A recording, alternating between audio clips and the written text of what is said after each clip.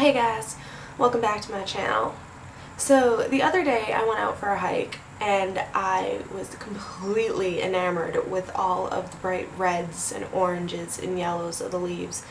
And it really got me thinking, why don't I use these in any of my makeup looks? Especially orange, it's a color I never ever reach for, that and gold. And being out there completely inspired me to create this. So if you want to see how I got this fall glam look, keep on watching. Alrighty, so let's jump right in. I've already got my foundation and concealer on and set, and I used the Urban Decay Original Primer Potion as my primer for my eyeshadow. On a big, fluffy packing brush, I am using Makeup Geek's Beaches and Creams. This will actually be the only color not from the Modern Renaissance palette that I'm using in this look today. But it is matching my skin tone, and I always use it at the beginning of every look just because it really helps me to blend in everything at the end. And let's jump right into the Modern Renaissance palette. So with a denser, not as fluffy packing brush, I am taking Golden Ochre. And I'm going to be focusing this mostly on the inner third of my eye. I do carry it more than halfway across, but that's just going to help blend the next color. This color itself isn't really a standout, like in your face color, especially on my skin tone. It tends to be very muted and blend in, but it's a good base for what we're going with. I really did not have a look in mind when I kind of started this. I was just opened my palette and said, hey, what colors can we play with today? This is what we ended up coming up with. So this is our first color. With that base color down on a much denser and stiffer packing brush, I am taking, oh goodness, Realgar? Is that how you pronounce that? It's a pretty orange color, which again, I am not a person who ever wears orange. So here we go. And we're just going to put this on what seems to be the halfway point on my eye. I do bring it in a little more to the 2/3 mark, but apparently this is where I'm laying it down right now. We are going to just focus on getting it put down at this point and not worry so much about blending that with the gold just yet. We're going to do that eventually, and you're going to look a little silly with stripes of orange and gold on your eyelids at first, but I promise that in the end, it's all going to blend together and come together seamlessly. Once we've got that orange down on a pencil brush, I am taking red ochre and focusing that on the outer third and corner of my eyes.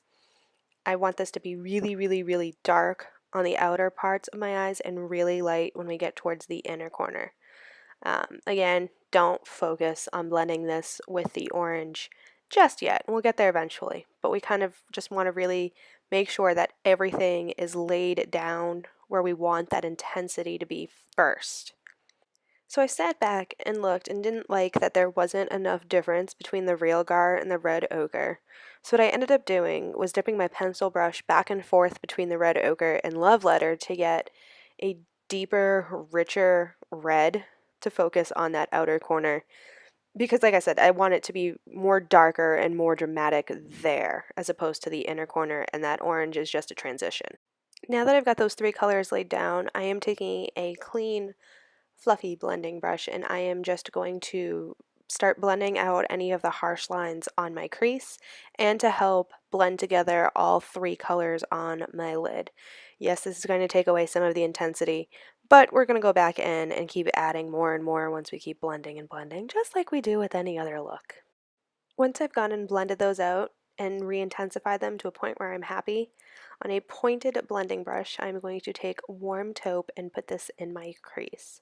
This is a great transition color because it really softens those edges and it's not too dark to the point where it takes away from the brightness of the colors that we've already laid down. It just smokes everything out and looks very pretty. And since blending always takes away some of the color you've laid down initially, I'm just going back in to re-brighten and re-intensify the reds, the orange, and the golds that I had laid down. And then just smoke out the edges and make sure there's no harsh lines again with that taupe color. And the wonderful thing about these shadows is even with this much blending and going back and forth of adding more colors, I had absolutely no fallout with this look. I was amazed because sometimes when you're going back and forth and doing this much work with powders, it's normal to get fallout, but these just went on like butter. I couldn't have been happier. With the top lid done, it's time to now focus on your bottom lid. With a flat definer brush, I am taking the color Cyprus Umber, which is this really rich, dark, chocolatey brown, and I am just putting this underneath my lower lash line from outer corner to inner corner. I figured with the brights of the upper lid, it was probably the best to put something dark as a contrast, and it also really helped make them stand out more. And brown is just such a really pretty fall color, so why not use it? Normally I go with blacks and figured that since I'm definitely doing something that's out of my comfort zone today, using a brown was not a bad idea.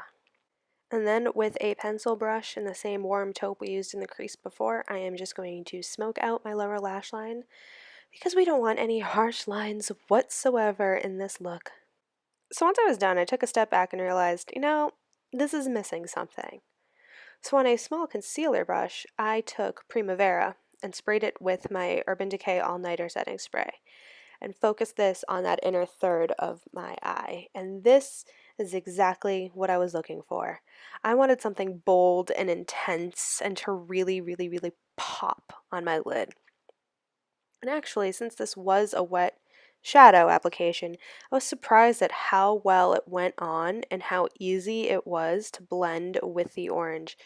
It was just so creamy and so smooth, and it still gave me that intense, like, pow that I was really looking for.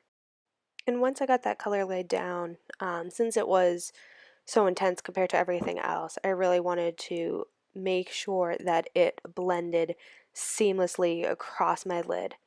So at this point, I am just going to focus on getting that nice fade from the gold to the orange to the red, and then focus again on blowing out my crease so that there's no harsh lines across the top of my eye. And now for the creepy part that nobody likes to watch, I am going to tightline my upper and lower waterline. I am using the Sephora eyeliner in Flirting Game. Again, I didn't want to use black at this particular point. I really wanted to keep it soft and pretty. So with that done, we are now going to focus on the upper lash line. This will be the only time I'm using black other than mascara. And I'm using the Urban Decay Perversion liner. This is their felt pen liner. And what I'm doing is drawing the thinnest little line above my lash line. I opted not to go for a wing today. You certainly could with this look. I really just wanted a base to put my falsies on to help them blend in and not look so noticeable. With that liner done, I am just going to quickly coat my upper lashes with the Urban Decay Perversion Mascara, and then do my bottom lashes with the Maybelline Great Lash. I don't know why. I know it's an oldie but a goodie, but there's something about that mascara that makes my bottom lashes look so long and so pretty that I haven't found a good replacement for it, and if it ain't broke, why fix it? And then the next thing I'm going to do is quickly pop on some of the Ardell Demi Wispies lashes. I wanted to keep them, okay, these aren't exactly natural, but I didn't want them to be over the top, super full, super voluminous. I wanted you to still be able to see the colors behind it, but still have a pretty long lash.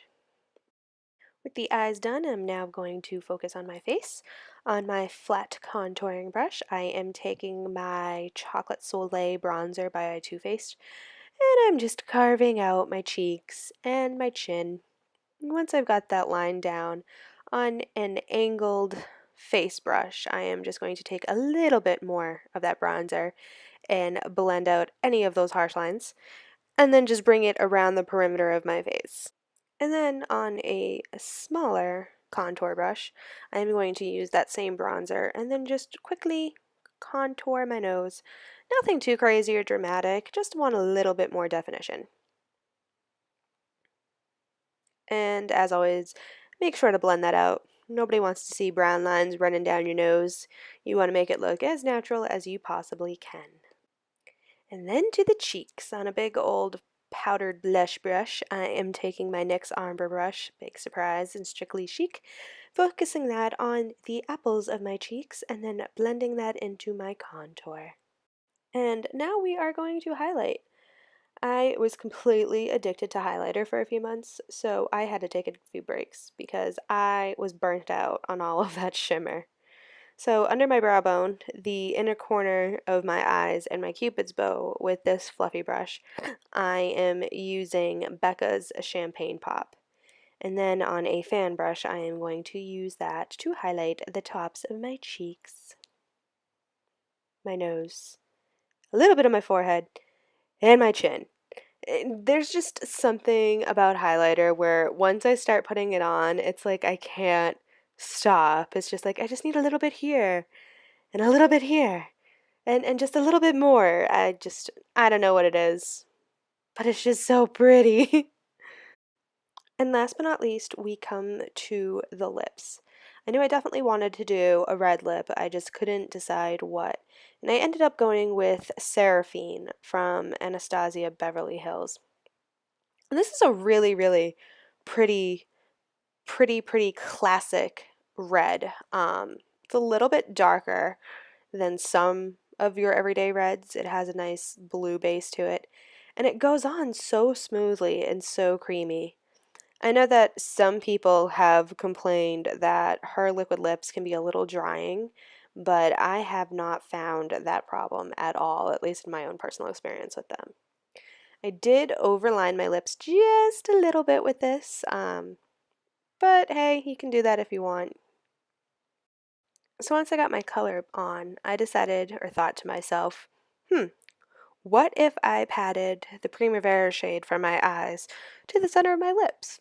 That might look good, right? Wrong, Crystal. I ended up hating it. But, there are times where you try things and they work out really well, and you try things and they look like crap. To me, this was one of those, it looked like crap. But I just wanted to show you that it's good to try things even if they don't work out because it's makeup and you can always fix it and take it off. But I did realize that I wanted to do something shiny instead of my typical matte. So I took the Estee Edit Flash Photo Gloss in the color White Edit, I think that's what it's called. It's just a clear gloss with some blue shimmer in it. And I popped that all over my lips to get a nice shiny feel. And then to finish the look, I am going to spray myself down with my Urban Decay All Nighter Setting Spray because after all this hard work, I really want to make sure that none of this is going to move and I just want it to stay in place. And that's the completed look, guys. I really hope that this helps you kind of go out into your everyday life and see what's around you and maybe incorporate some of the colors in your world into your looks. I really talk about this a lot more in my blog, which I will leave in the box below with all my other social media links. If you could, just hit that subscribe button, leave any comments, likes, it really helps me out, and I can't wait to show you guys what's next. Bye!